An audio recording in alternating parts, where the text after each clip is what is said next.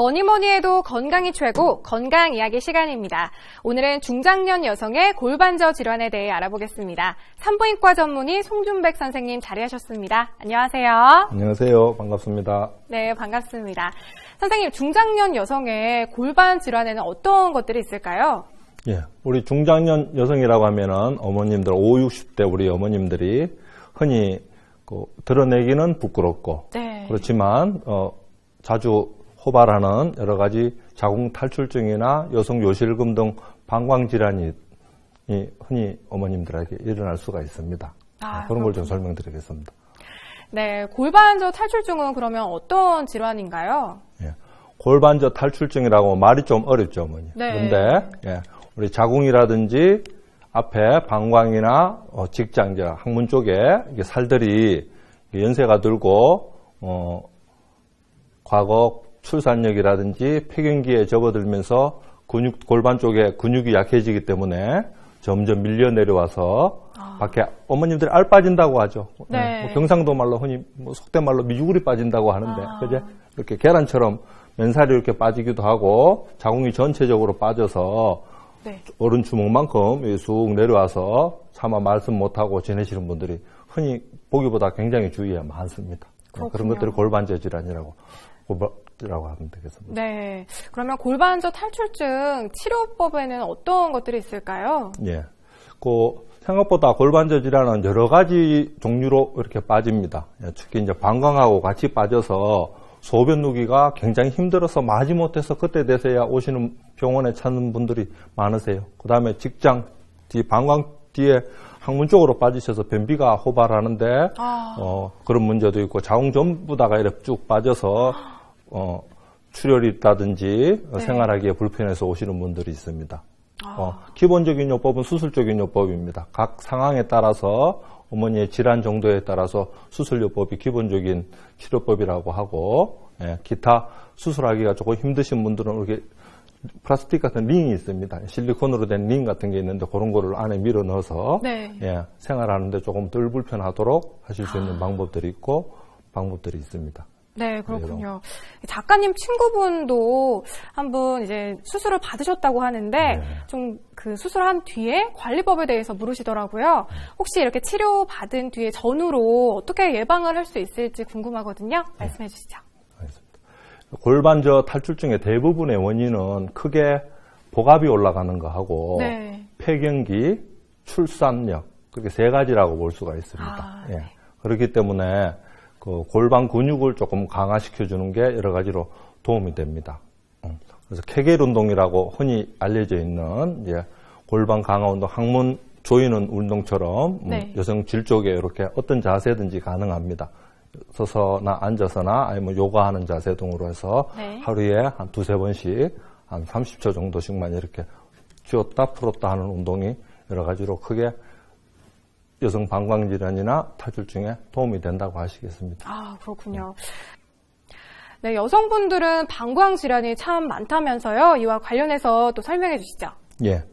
우리 어머님들이 소변 관련된 방광질환들이 흔히 있을 수 있습니다. 어머님들 표현하시기를 크게 세 가지로 표현하십니다. 첫째, 샌다.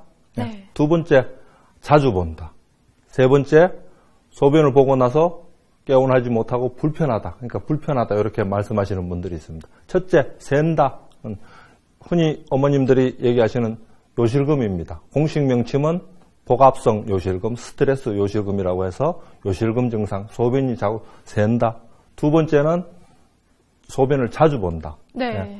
주무실 때도 화장실을 왔다 갔다 하시고 낮에도 소변 조금만 보고 나서도 깨운치 못해서 화장실을 자주 가시는 신경성 방광 질환이 있고, 세 번째는 이런 첫 번째, 두 번째 질환들이 보통 동반돼서 있습니다. 세기도 하고 자주 있기도 하고, 그런 분들이 흔히 또 방광염이 호발하기 때문에 방광 기능이 점점 나쁜 쪽으로 가는 호발성 방광염, 습관성 방광염 이런 것들이 있을 수가 있습니다. 네, 그렇군요. 중장년 여성에게는 특히 요실금이 또 스트레스 질환이잖아요. 요실금에 대해서도 설명해 주시죠. 예. 여성 요실금은 어머님들 나이쯤에서 30, 40%에서 있을 정도로 괜히 흔한 질환입니다. 그러니까 어머님들이 내가 요실금이 있다 해서 부끄러워할 이유는 전혀 없습니다. 네. 대부분 흔히 있는 질환입니다. 어머님들이 산에 놀러 가는데 나는 요실금이 있어서 산에 왔다 갔다도 못해서 못 놀러 가는데 하는 말씀들이 있고, 또 나이가 더 드신 분들은 심지어는 손주를 안아도 요실금이 있으니까 손주도 제대로 못 안아주어서 자식분들이 오해하는 경우도 있으시고, 네. 그런 것들이 이제 생활에서 흔히 있을 수가 있고 또 많이 불편해 하시는 요실금입니다. 근데 요실금은 간단한 테스트와 치료법으로만으로도 흔히 고칠 수가 있습니다. 동반 질환이 없으면 흔히 간단한 수술요법으로 고칠 수가 있기 때문에 혼자 고민하지 마시고 병원에서 상담하시고 치료하시면 생활의 질이 크게 향상될 수 있겠다 하겠습니다. 네. 그러면 이런 소변 관련 질환의 치료 및 예방법에 대해서도 알려주시죠? 예.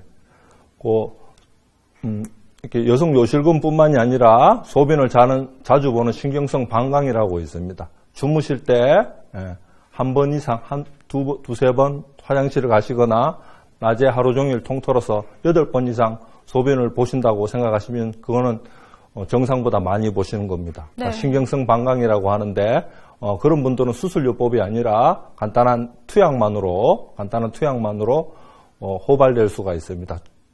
호전될 수가 있기 때문에 치료를 받으시는 게 좋고, 요실금이나 방광염이 동반되는 경우는 방광염이 동시에 대부분 동반되기 때문에 빨리 치료하셔야 방광염이라든지 기타 합병증으로 고생도 덜 하시게 되겠습니다. 그래서 아까 말씀드렸던 케겔 운동, 이렇게 항문질 관략 운동, 그 다음에 방광훈련이라고 해서 소변을 조금 참고, 소변을 가고 싶어도 조금 참는 방광훈련이라든지, 네. 기타 호르몬요법이라든지 투약요법으로도 어머님들은 어느 정도 생활에 도움이 될 수가 있기 때문에 적극적인 치료를 받기를 제가 권유드리는 바입니다. 네. 잘 들었습니다. 지금까지 중장년 여성의 골반저 질환에 대해 살펴봤습니다. 오늘 유익한 건강정보 알려주신 산부인과 전문의 송준백 선생님 고맙습니다. 감사합니다.